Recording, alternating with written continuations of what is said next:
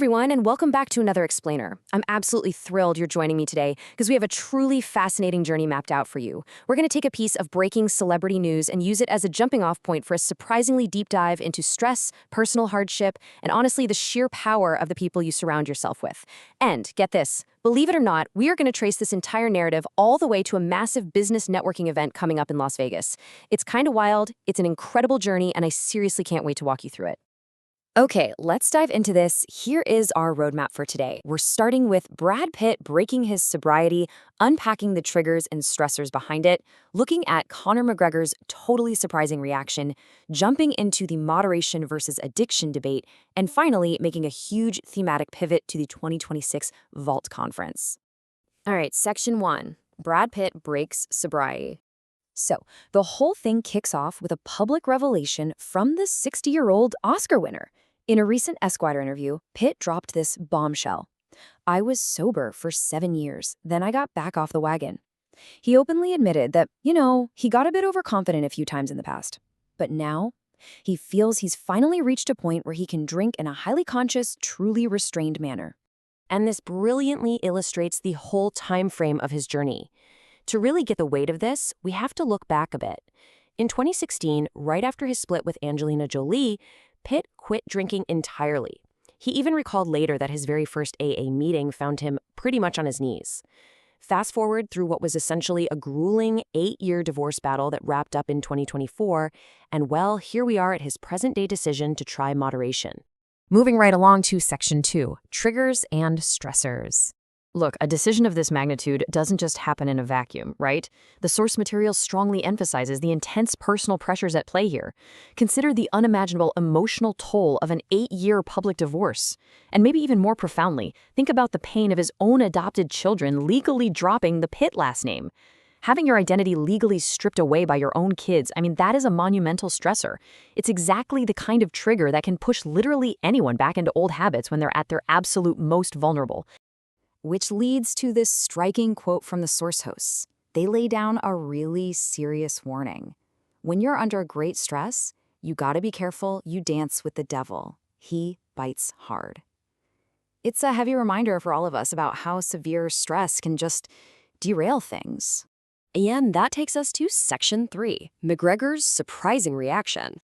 Now, what's really interesting about this slide is the wild contrast. On side A, you've got Brad Pitt quietly trying to navigate a return to moderate drinking after years of serious family trauma. On side B, former UFC champion Conor McGregor. Hearing this news, McGregor immediately ends his own 6-month sobriety stint. But he doesn't do it quietly. No, he publicly celebrates it with a few pints of his own brand, Forged Stout, claiming it's in support of Pitt.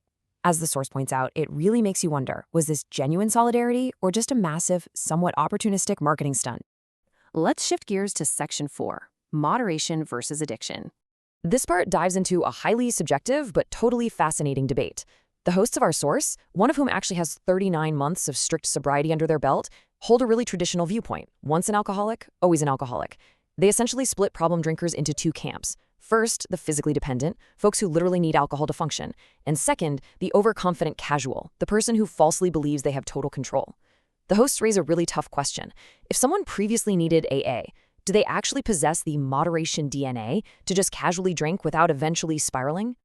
To explain how some people do manage it, they use this great volume dial analogy. The idea is that some individuals can keep their partying dial at a super manageable level 3 or 4. But for others, that dial inevitably gets cranked up to a disastrous level 10. But listen, the source makes one thing crystal clear. Regardless of where your dial sits, there is an absolute non-negotiable rule. Never drink and drive. Period. So, if the volume of life's stress gets too high, what's the alternative to alcohol? The source lays out a pretty clear strategy. Step 1, rely on a circle of great friends. Step 2, build a foundation of faith. And step 3, avoid self-medication entirely. The massive emphasis here is on your support system. You absolutely need a tight circle of people who love you enough to tell you what you need to hear, not just what you want to hear. Let's move to and see how this builds perfectly into Section 5, the Vault Conference pivot. Okay, I know what you're thinking. How on earth do we get from Hollywood sobriety to a massive business summit in Vegas? Well, it's actually brilliant. The source pivots by showing how this exact concept of a strong, honest personal circle scales up professionally. If you want to not just survive personal hardship, but truly thrive in business in 2026, you have to transition from just having supportive friends to literally immersing yourself in the ultimate business community. They use this perfect analogy. It's just like learning German. If you want to be fluent, what do? You move to Germany. You immerse yourself. The same exact thing applies to achieving business fluency. Step 1, immerse yourself in a massive community of leaders. Step 2, naturally learn to speak the language of business. And step 3, watch as that immersion completely transforms how you walk into a room, how you negotiate deals, and how you hire top talent. And when we talk about immersion, I want you to picture this massive number, 12,000. That's the expected attendance. Imagine 12,000 highly driven, like-minded individuals all in a single room for 4 solid days, basically forcing you to become fluent in success.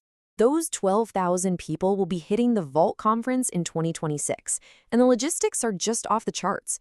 It's taking place at the MGM Grand Arena in Vegas.